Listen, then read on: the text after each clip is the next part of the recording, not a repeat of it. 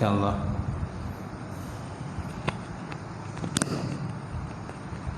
Kita mulakan kuliah maghrib pada malam ini dengan sama-sama membaca ulang kitab.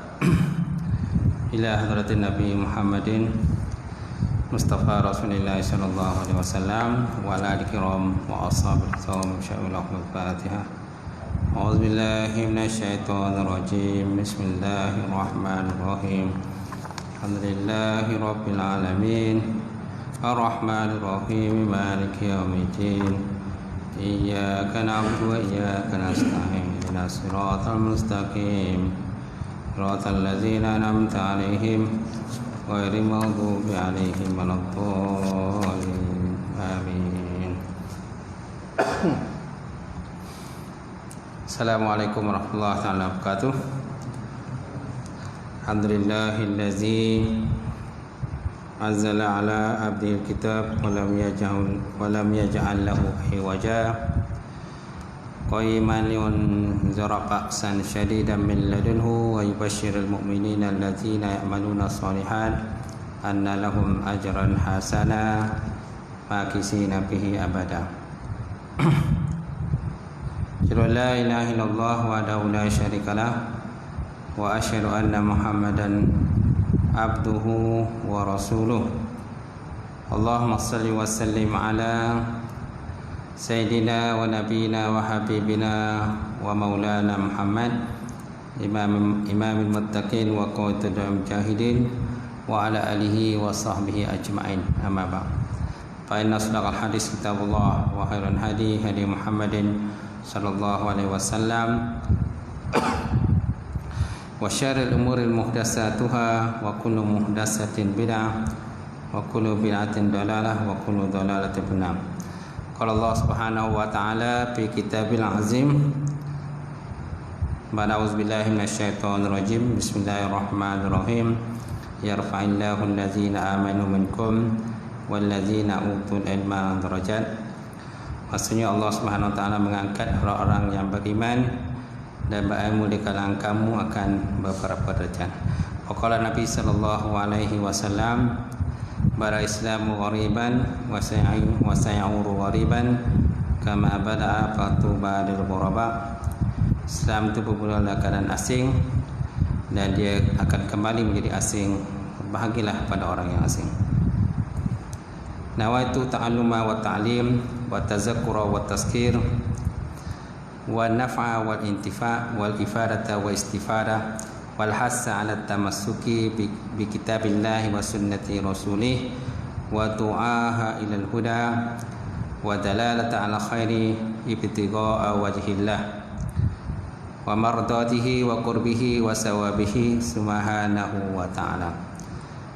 Alhamdulillah, yang saya hormati, yang saya muliakan Tuan-Tuan Imam, tak lupa juga saya muliakan Tuan-Tuan Bilal, seluruhnya pengurusi surau, seluruhnya jawatan kuasa surau, sidang jamaah muslimin yang saya hormati sekalian. Alhamdulillah, kita panjatkan puji dan syukur kepada Allah Subhanahu wa ta'ala kerana dengan limpah kurnia serta rahmat daripada Allah.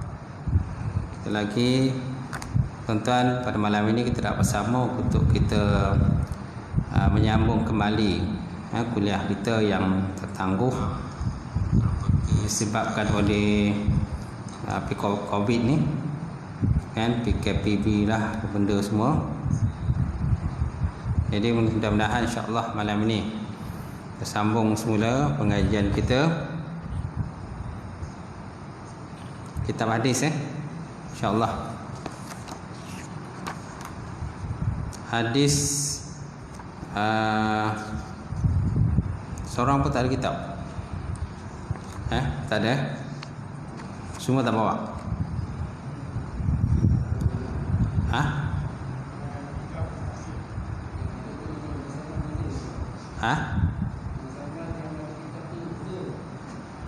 Oh, macam tu. Tak siap lah. Baik, insyaAllah. Jadi malam ini kita masuk bab baru lah. Kita dah banyak masuk bab berkenaan kezaliman tu.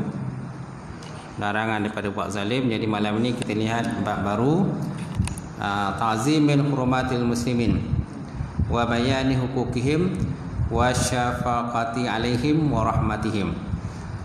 Maksudnya bab pada memuliakan kehormatan kaum muslimin. Bab pada memuliakan kehormatan kaum muslimin dan menguraikan tentang hak mereka serta berkasih sayang dan belas kasihan kepada mereka. InsyaAllah. Macam dekat sangatlah. Dekat sangat. Terlampau dekat gambar.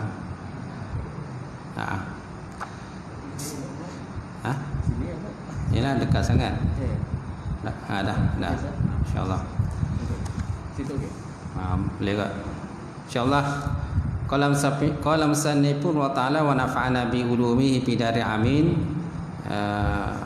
Bab memuliakan kehormatan kaum muslimin dan menghuraikan tentang hak mereka serta berkasih sayang dan belas kasihan kepada mereka. Allah Subhanahu wa taala menjadikan umat Islam sebagai contoh untuk menjadi ikutan kepada manusia lain. Jadi nikmat yang paling besar kepada orang Islam ialah kerana mereka beragama Islam. Ini nikmat yang paling besar lah. Nikmat yang paling besar ialah nikmat kita syahadah, mengucap dua kalimah syahadah, makna Islam. Nikmat yang lain ada tak? Ada, banyak juga nikmat lain. Nikmat kesihatan, tubuh badan, kan? Kekayaan. Itu semua adalah nikmat daripada Allah Taala. Boleh kita boleh bergerak ke sana kemari, ini merupakan nikmat Allah. Justru menjadi kewajipan bagi mereka untuk memulia dan menghormati sesama kaum muslimin serta menerangkan hak-hak mereka dan merasa belas kasihan antara sesama orang Islam. Jadi justru itu tuan-tuan, menjadi kewajipan bagi mereka untuk memuliakan dan menghormati kaum muslimin yang lain. Jadi maksudnya di kalangan kita ni masing-masing ada hak lah. Masing-masing ada hak. Dan Nabi pun pernah sebut antara hak orang Islam ni ialah ada 6 perkara, kan? Ada riwayat mengatakan 5 perkara hak sesama Islam. Antaranya ialah pertama, iza laqituhu fasallim alaih. Bila kamu berjumpa dengan dia, maka naklah kamu beri salam pada dia. Jumpa je bagi salam, jumpa je bagi salam, kan? Tak kisahlah kat mana, penting kita bagi salam. Seabdal orang, seabdal ialah siapa yang bagi salam dulu. Iza laqituhu fasallim alaih. Bila kamu jumpa, maka naklah bagi salam. Yang kedua, iza da'atu fastajibhu lahu. Apabila dia menyeru kepada kita ataupun mengajak kita kepada undangan, maka naklah kita memperkenankan undangan tadilah.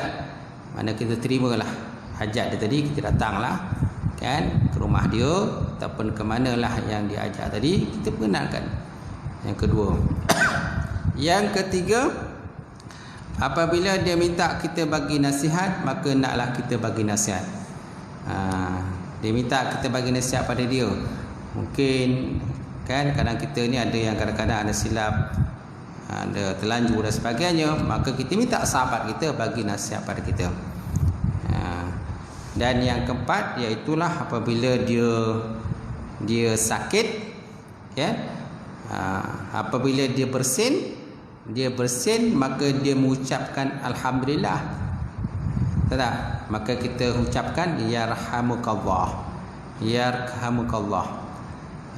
Dia ucapkan alhamdulillah, maka kita ucapkan pada dia yarhamukallah. Mudah-mudahan Allah Taala memberikan rahmat pada engkau. Itu pun antara hak juga tu.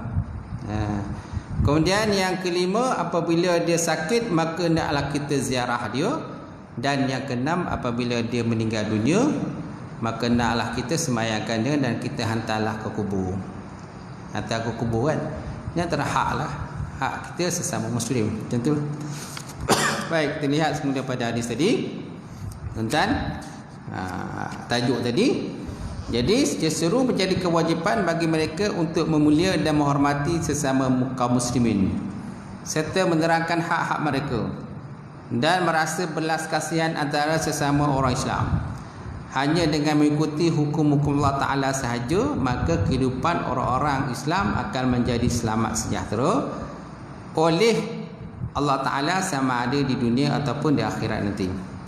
Allah Ta'ala menyebut dalam Quran, wa ma yu'azzim hurumatillah fa huwa khairul lahu inda rabbih. Wa ma yu'azzim hurumatillah fa huwa khairul lahu inda rabbih. Sesiapa yang menghormati hukum-hukum Allah, maka yang demikian menjadi kebaikan baginya sesama di sisi Tuhannya. Fa huwa khairul lahu inda rabbih, maka dia menjadi kebaikan baginya di sisi Tuhan ataupun di sisi Allah Subhanahu wa taala. Di sini disebut menghormati hukum Allah Taala. Jadi hukum Allah Taala ni banyaklah. Dia ada hukum yang besar, hukum kecil kan. Hukum yang besar itulah hukum qisas, hukum jenayat dan sebagainya. Itu hukum yang besar-besarlah. Ni hukum yang kecil-kecil ni. Hak-hak sama kita. Sama kita sebagai orang Islam yang mengaku beriman kepada Allah Subhanahu wa taala, kita pun kena bagilah hak kita. Tanggungjawab kita, hak sesama Muslim, hak sesama sahabat kita, jiran kita, kan? Mana jiran pun ada hak. Malahan Nabi pun disebut jiran ni ada terbagi 3 kategori. Pertama, jiran yang Muslim. Yang kedua, jiran yang Muslim dan kerabat. Yang ketiga, jiran yang bukan Islam, non-Muslim. Kalau jiran sama Muslim tu, kita tunaikan hak sesama Muslim. Jiran kerabat, mana kita kena tunaikan hak jiran Muslim dan hak kerabat kita. Kemudian jiran kafir itu hak sebagai orang kafir, hak dia lah sesama jiran. Baik, surah Allah Ta'ala sebut dalam Quran, wa may yu'azzim sya'airallah fa innaha min taqwil qulub. Maksudnya, sesiapa yang menghormati syiar-syiar agama Allah Ta'ala, maka dialah orang yang bertakwa, kerana sesungguhnya perbuatan itu satu kesan daripada sifat-sifat takwa hatinya orang-orang yang beriman kepada Allah Ta'ala. So apa dikatakan sebagai syiar-syiar agama Allah ini? So nanti kita lihat di belakang apakah dikatakan sebagai syiar-syiar agama Allah Ta'ala. Masuk tadilah yang hak-hak sama Muslim ini, itu masuk juga. Antara lagi nanti akan kita lihat hadis berkenaan dengan kalau jiran kita tu ataupun sahabat kita tu sakit, so kita pun merasa sakit juga. Al-mu'minin kal mu'minin, orang beriman sama seperti orang beriman itu ialah seperti binaan. Seperti binaan. Nanti akan disebut dalam hadis belakang insya-Allah. Baik, seterusnya firman Allah Ta'ala, waqfid janahaka lil mu'minin. Waqfid janahaka lil mu'minin, surah Al-Hajar ayat 88. Hendaklah engkau merendahkan diri kepada orang-orang yang beriman, sekalipun mereka daripada golongan fakir. Golongan fakir, miskin. Azillatil 'alal mu'minin wa izzatil 'alal kafirin. Disebut dalam surah Al-Maidah. Allah Ta'ala sebut dalam Quran surah Al-Maidah, ya ayyuhallazina amanu may yartadid minkum an dinihi fasawfa ya'tillahu biqaumin yuhibbuhum wa yuhibbuna azillatin 'alal mu'minin 'izzatin 'alal kafirin yujahiduna fi sabilillah wa la yakhafu lawmata laim zalika fadlullah yu'ti man yasha wallahu wasi'un alim. Maksudnya, wahai orang yang beriman, ya ayyuhallazina amanu may yattadda minkum an dinihi, barang siapa yang murtad ataupun keluar daripada agamanya, fasaufa ya'tillah biqaumin, maka Allah Ta'ala akan mendatangkan satu kaum yang lain, yuhibbuhum wa yuhibbuna, dia mencintai mereka dan mereka mencintai Allah Ta'ala. Azillatin 'alal mu'minin wa 'izzatin 'alal kafirin, dia bersikap lemah lembut sesama Islam dan sikap keras kepada orang yang tidak beriman. Yujahiduna fi sabilillah, dan mereka berjihad pada jalan Allah Subhanahu wa taala. Wala yakhafu laumata laim, dan dia tidak takut kepada celaan orang-orang mencela. Zalika fadlullah yu'ti man yasha, demikianlah itulah kelebihan Allah Taala bagi pada siapa yang dia nak. Wallahu wasi'un alim, dan Allah Taala itu maha luas Dia punya kurniaan dia lagi maha mengetahui lah. Di situ ada disebut perkataan azillatin alal mu'minin wa izzatin alal kafirin. Mana orang sama Islam ni dia kena lemah lembut. Tapi zaman sekarang kita lihat macam mana lah. Dalam alat media massa dan sebagainya, tengoklah macam mana. Kan? Sekarang ni lidah tak bergerak. Lidah tak bergerak, yang bergerak jari. Kalau zaman dulu tuan-tuan, dalam bab kutub mutuk ni biasanya lidah lah. Lidah, mulut mainkan peranan untuk kutub mutuk orang lain. Zaman sekarang orang tak main lidah dah. Orang main jari je. Jari, taip, tekan, send. Betul tak? Kat situlah kita tengok orang kutub mutuk, maki-maki, hamus, kan? Tak tahu nak cakap lah zaman sekarang ni. Jadi dah tak terpelihara dah. Suka nak kawal dah. Lagi teruk lah dulu. Lagi teruk daripada dulu lagi. Kalau dulu orang face to face, jumpa depan-depan berkutub mutuk. Zaman sekarang ni orang tak jumpa depan-depan mutuk dah. Orang kutuk dalam FB je, kan? Tengok macam-macam lah perkataan-perkataan yang kesat-kesat keluar dan sebagainya. Nampak? Baik. Jadi tidak ada lagi hormat-hormati sesama Islam itu sendiri. Besarnya Allah Ta'ala menyebut Al-Quran, man qatala nafsan bighairi nafsin aw fasadan fil ardi faka'annama qatalan nasa jami'a wa man ahyaha faka'annama ahyan nasa jami'a. Maksudnya siapa yang membunuh seorang manusia dengan tiada alasan yang membolehkan membunuh orang itu, atau kerana melakukan kerosakan di muka bumi, maka seolah-olah dia telah membunuh manusia semuanya.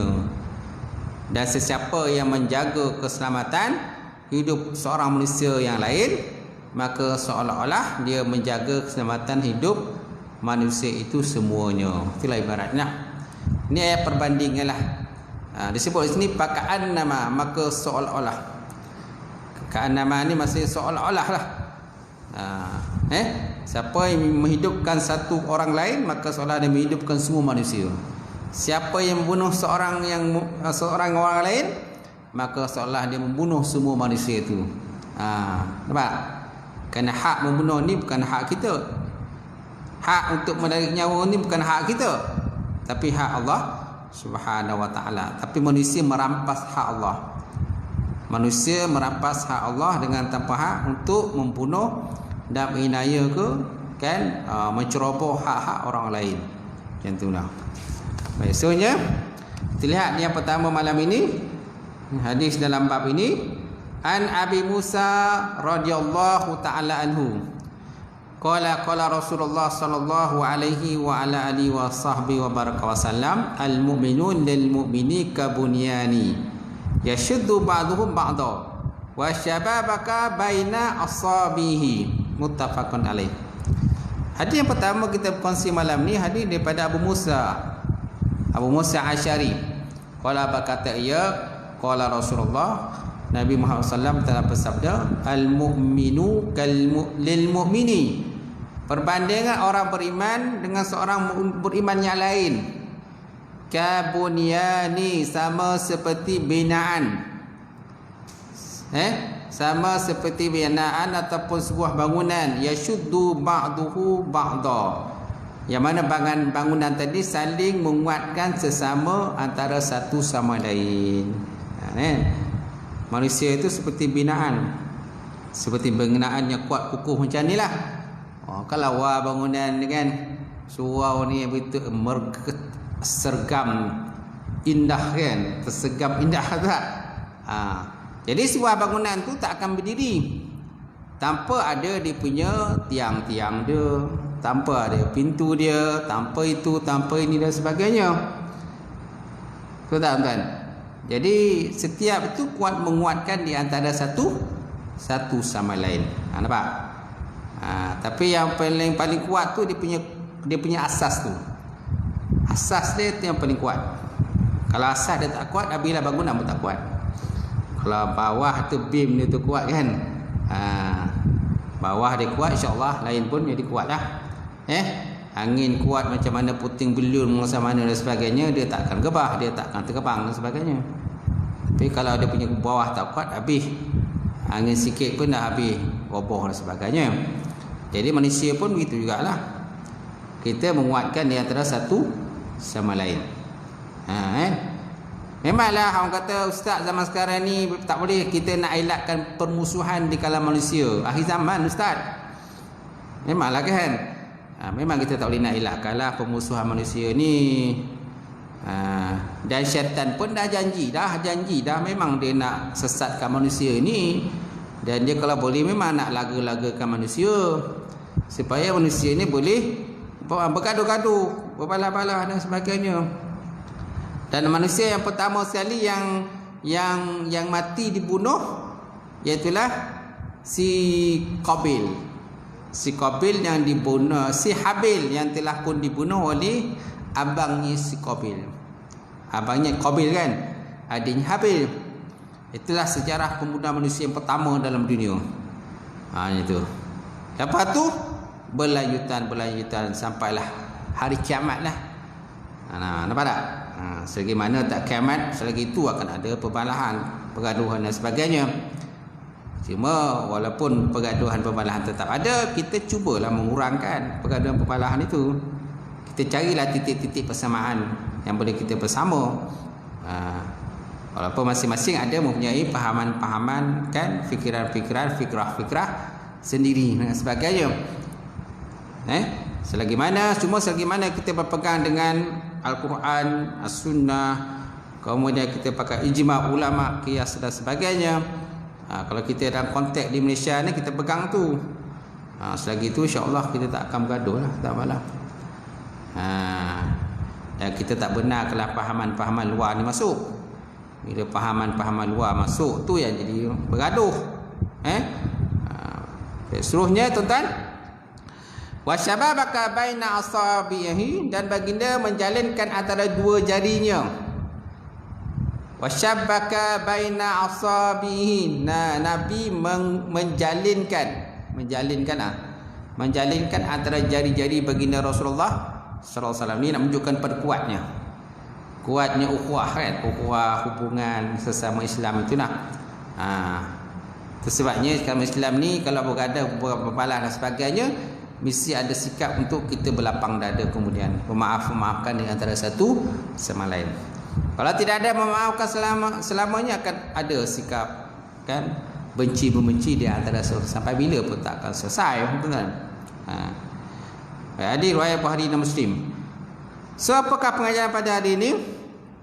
Musannaf menyebutkan tentang pengajaran hadis ini. Pertama, orang-orang Islam mestilah hidup tolong menolong dan juga bersatu sepadu. Orang Islam mestilah hidup tolong menolong dan juga bersatu padu. Satu kita teguh kan, sila kan? Satu kita teguh, bercerai kita roboh. Biasa itulah kan slogan-slogan tu dilaung-laungkan. Yang kedua, tolong menolong dan bersatu padu adalah asas kekuatan dalam masyarakat Islam. Wa ta'awanu 'alal birri wat taqwa wa la ta'awanu 'alal ismi wal udwan. Tolong menolong kamu dalam perkara kebajikan. Jangan tolong menolong dalam bab permusuhan, pergaduhan. Sebab yang bila bergaduh kan yang untung siapa tuan-tuan? Contohlah orang Islam dia bergaduh. Islam dengan Islam bergaduh, bercakap tak habis-habis. Yang untung siapa? Tuan-tuan jawab sendirilah. Yang untung siapa? Kalau orang Islam sini bergaduh, berbalah, cakap tak habis-habis, tak selesai, dengan masing-masing punya pahaman-pahaman masing-masing. So yang untung siapa? Tentulah musuh Islam kan. Tentulah musuh Islam yang sentiasa mengambil peluang untuk menjahanamkan Islam itu sendiri.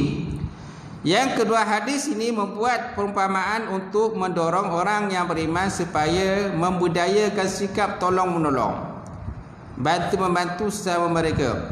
Ini kerana manusia tidak boleh hidup sendirian, malah saling memerlukan antara satu sama lain.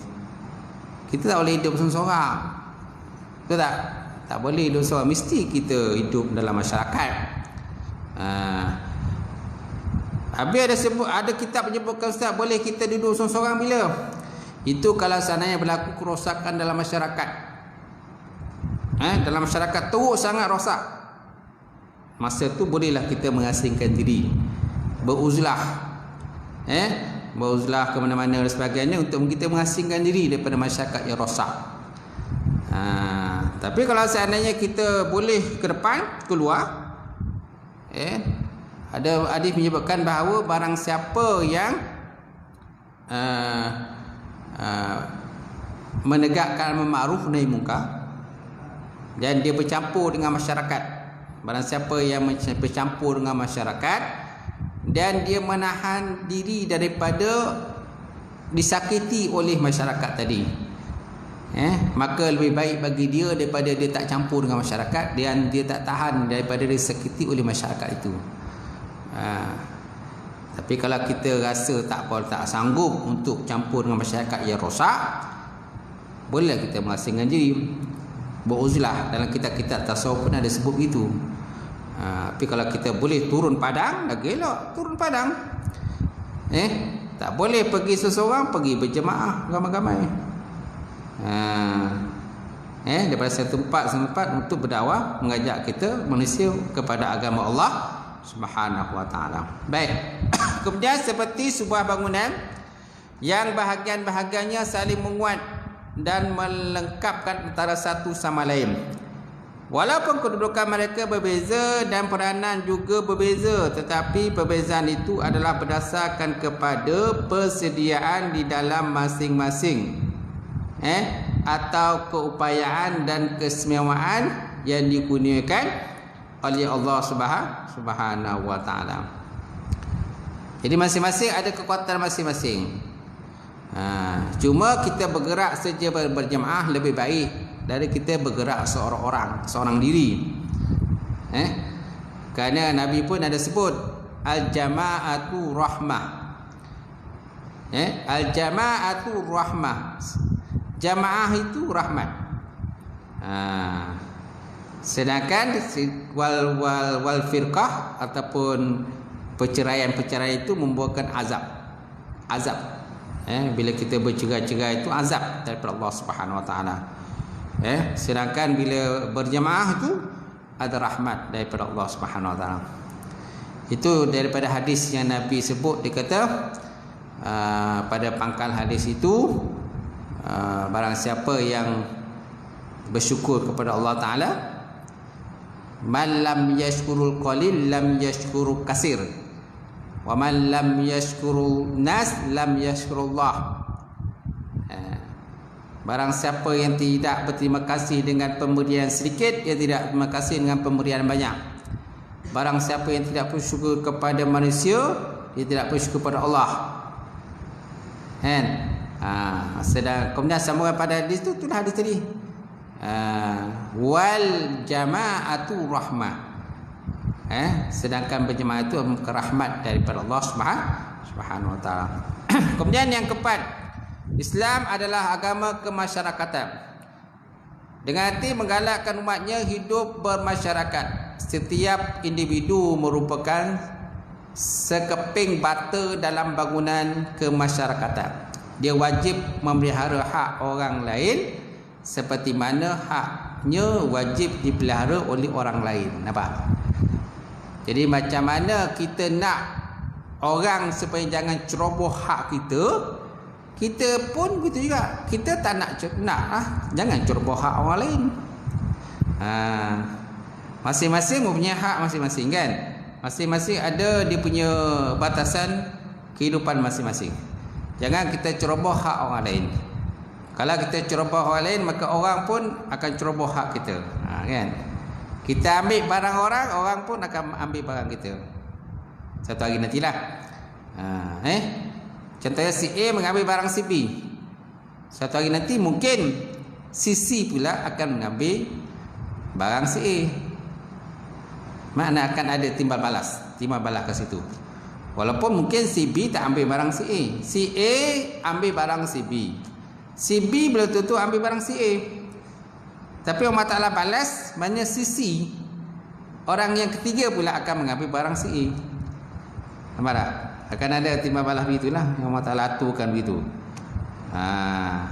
Sebabnya kita jangan menceroboh hak orang lain. Bila kita ceroboh orang lain, sudah tentu orang lain nanti Allah Ta'ala gantikan untuk menceroboh hak kita pula. Macam tu. Boleh Ustaz? Boleh? InsyaAllah. Seterusnya kita masuk hadis kedua.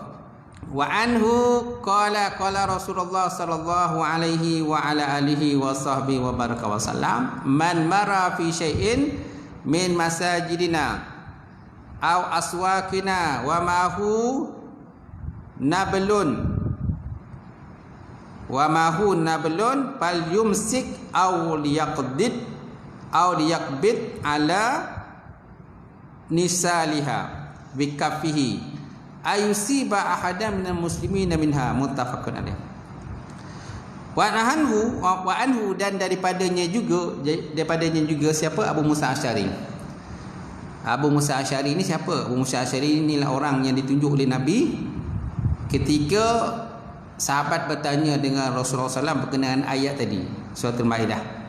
May yattada minkum an dinihi fasawfa ya'tillah biqaumin yuhibbuhum wa yuhibbuna azillatin wa alal kafirin wa aizatin alal mu'minin wa aizatin alal kafirin. Wahai orang beriman, barang siapa yang murtad pada agamanya, keluar pada agamanya, maka Allah Ta'ala akan menggantikan satu kaum yang lain, yang mana kaum itu sifatnya Allah Ta'ala mencintai dia dan dia mencintai Allah. Jadi sahabat bertanya dengan Nabi sampai pada ayat itu. Sahabat tanya dengan Nabi, siapa itu ya Rasulullah? Siapa mereka itu yang sifat-sifat begitu tu? Allah Ta'ala cinta dia dan dia cinta Allah. Kan? Maka Nabi berkata, mereka itulah kaumun haza. Kaumun haza. Mereka itulah kaum ini. Lalu ditunjuk kepada Abu Musa Asy'ari.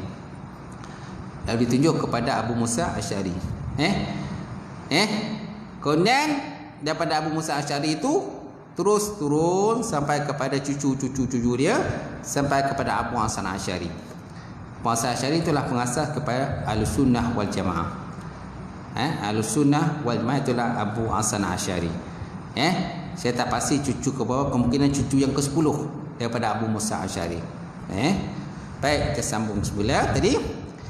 Jadi Nabi menyatakan bahawa dalam satu hadis, man mara fi syai'in min masajidina, siapa yang lalu di dalam kawasan masjid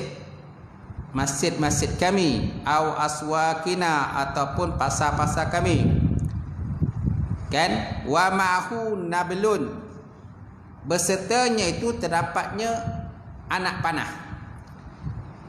Bersertanya terdapat anak panah.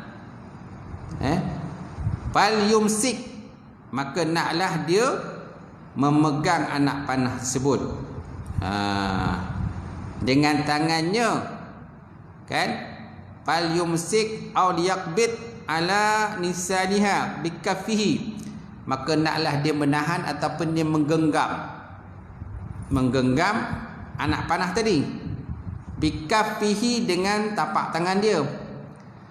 Kenapa? Ayusiba ahadam minal muslimin minha, supaya bahawa jangan menimpa ianya anak panah itu akan seseorang minal muslimin, daripada orang Islam, minha, daripadanya.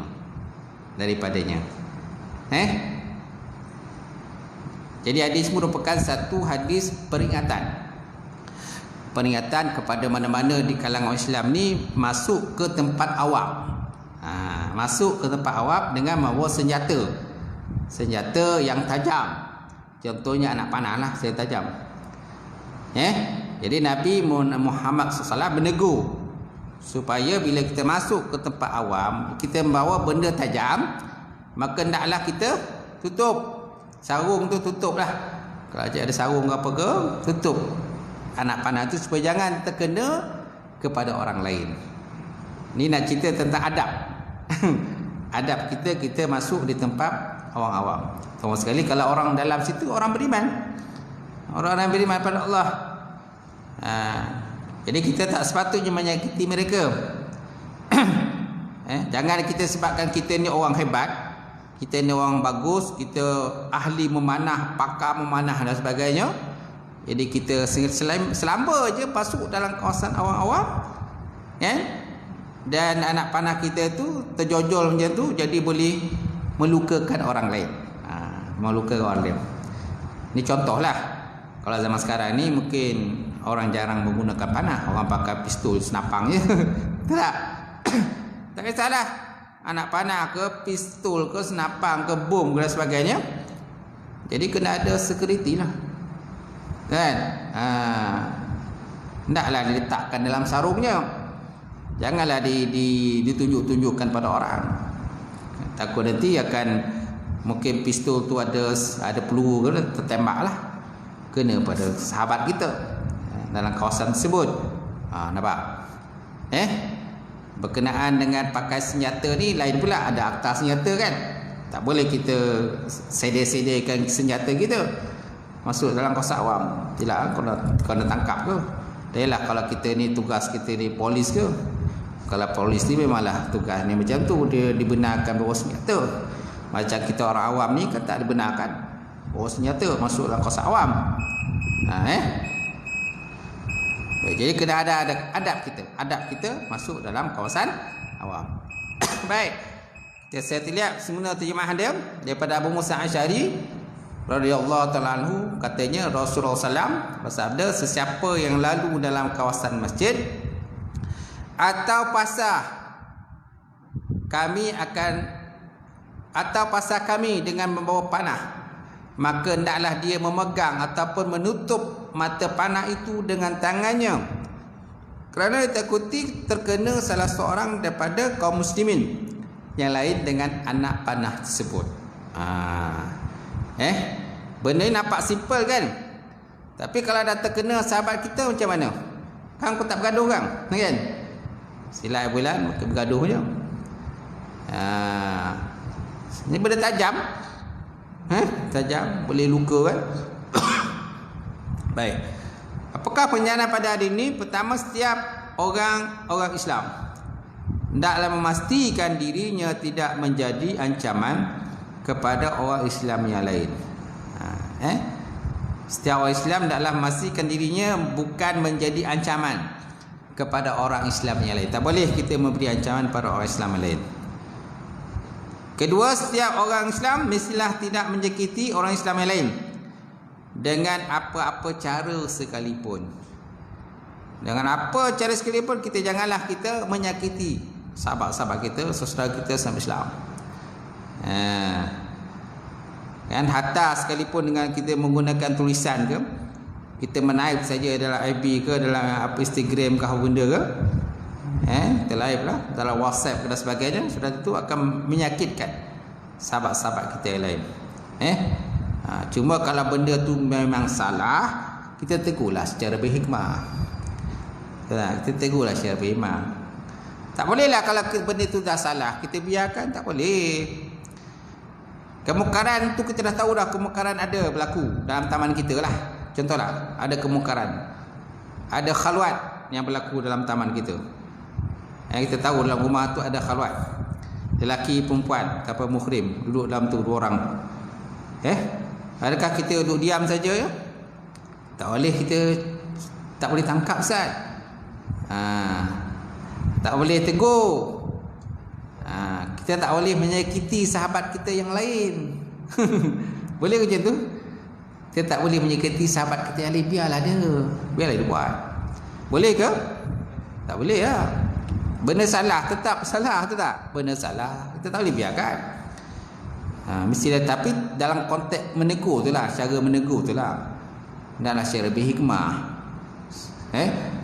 supaya masing-masing kan tidak terasa lah tersakit hati dan sebagainya.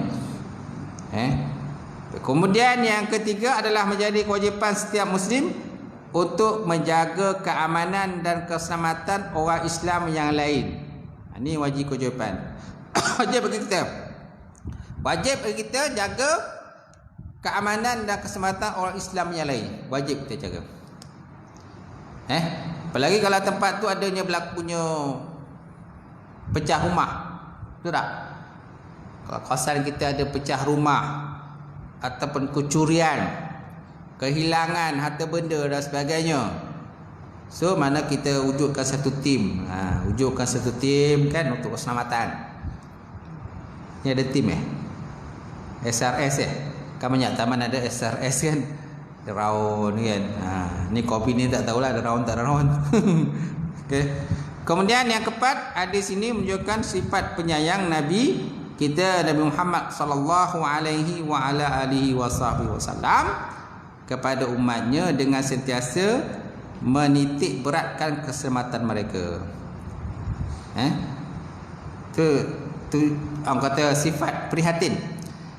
Prihatin yang ada kepada baginda Rasulullah sallallahu alaihi wa alihi wasallam. Sangat prihatin. Jadi bagi nasihat pada sahabat kita, jangan buat macam tu.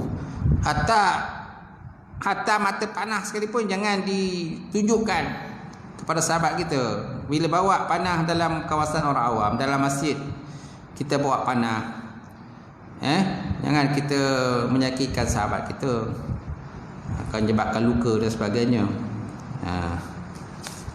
Kemudian tuan, yang kelima, Islam telah menggariskan adab membawa senjata. Senjata tidak harus dibawa tanpa tujuan yang dibenarkan. Nampak?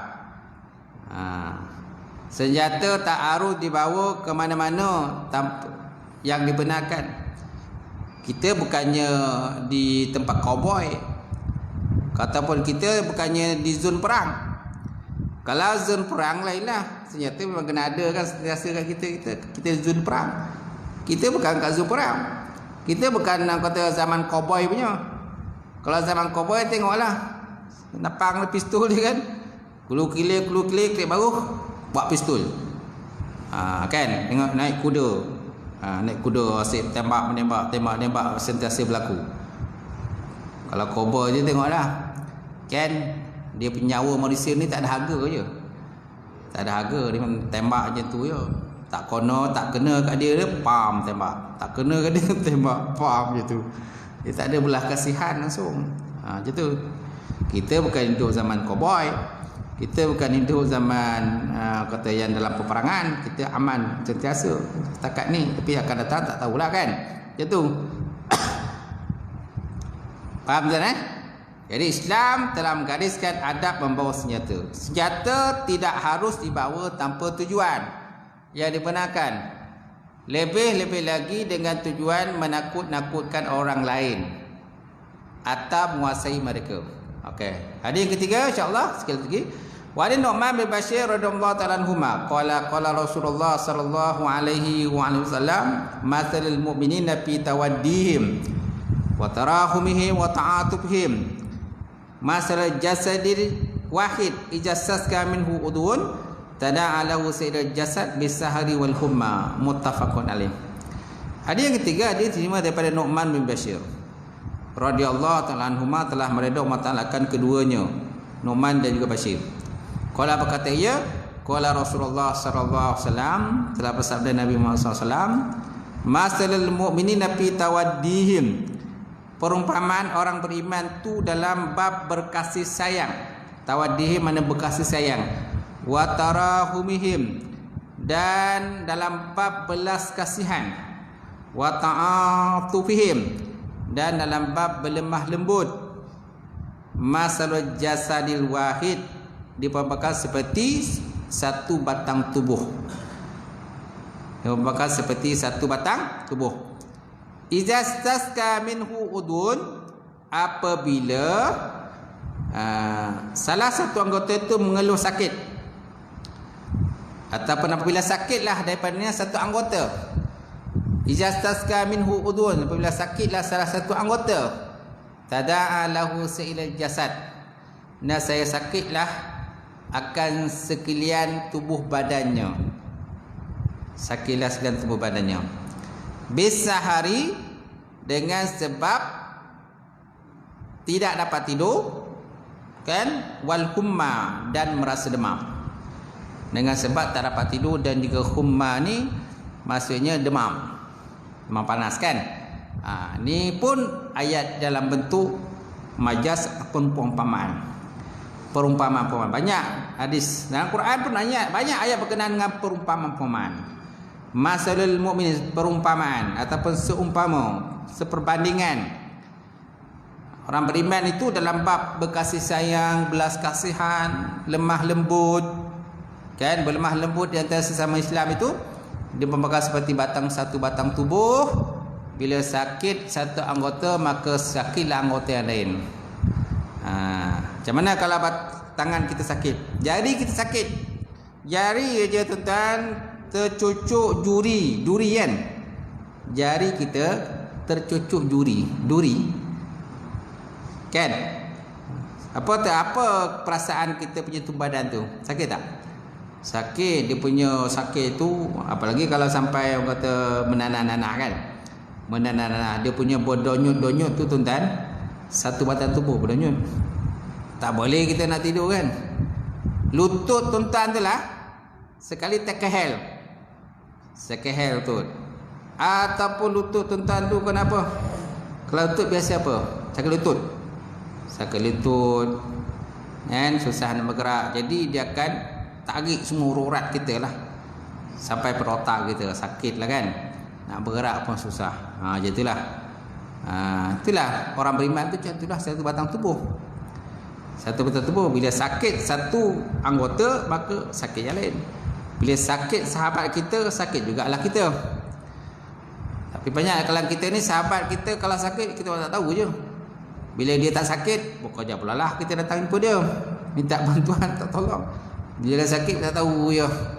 Wewe tak kona kan. Dia tak kona siapa orang ni kan. Orang tu sakit. Tapi bila orang tu sihat kan, copek pula datang jumpa dia kan. Itu bukan orang beriman. Itu bukan ciri orang yang beriman pada Allah. Ciri orang beriman tu, sakit sahabat kita dengar tu, katanya. Malahan dalam konteks ziarah orang sakit itu kan, 3 hari kita dengar sahabat kita tak ziarah, kita 3 hari sahabat kita sakit dan kita tak ziarah, maka ini merupakan satu kerugian yang besar pada kita. Satu kerugian yang besar. Kita dah dengar sahabat itu 3 hari dah sakit, kita tak tahu je. Kalau 1 hari sakit tu, biasalah. Mungkin petang kan sihat kot. Dia sakit pagi, mungkin petang kita anggap mungkin dia sihat. Kita tunggu petang tak sihat juga. Besok tunggu lagi, masih tak sihat. Kita pun tanya, dah sihat ke belum?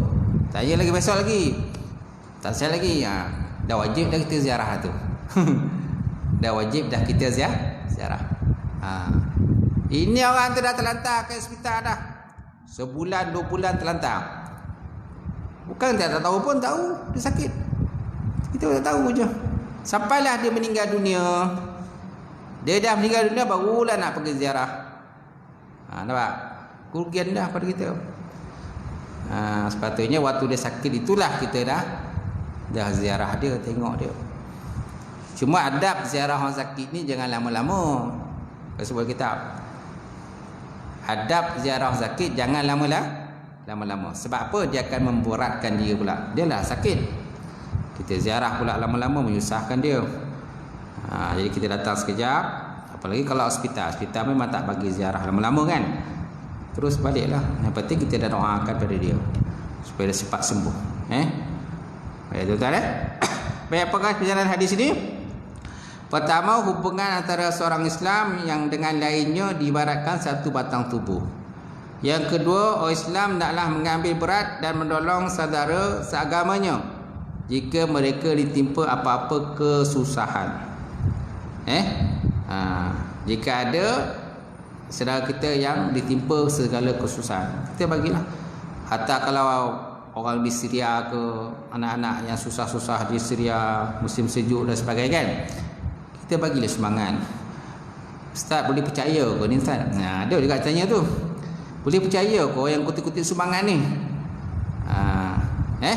Itu antara dia dengan Allah Ta'ala lah, kan? Kita bagilah semangat. Kalau dia tak betul, antara dia dengan Allah Ta'ala lah, kan?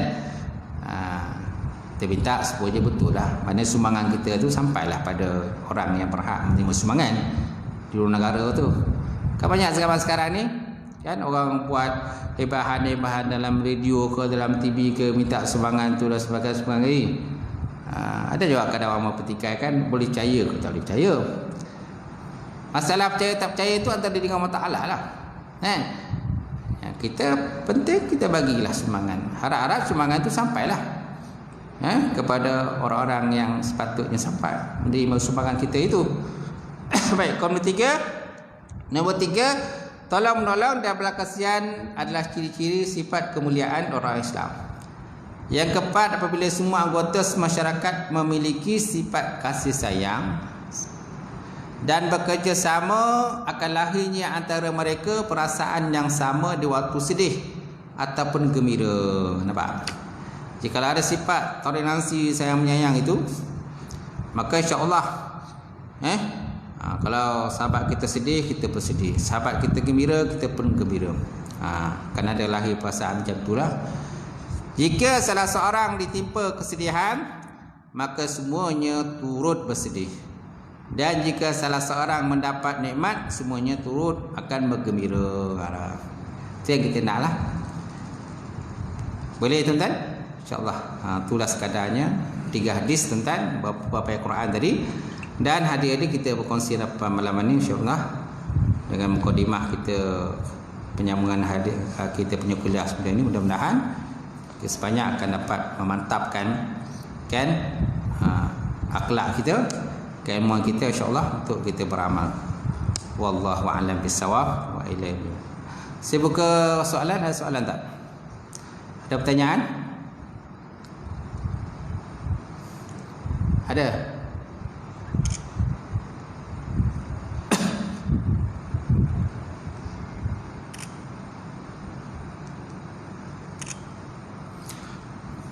Ada soalan tak?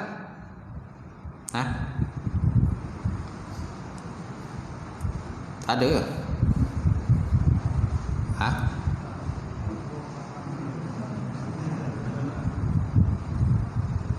Semua faham ke? Pelik ke orang sini? Oh, sini dia apa sikit.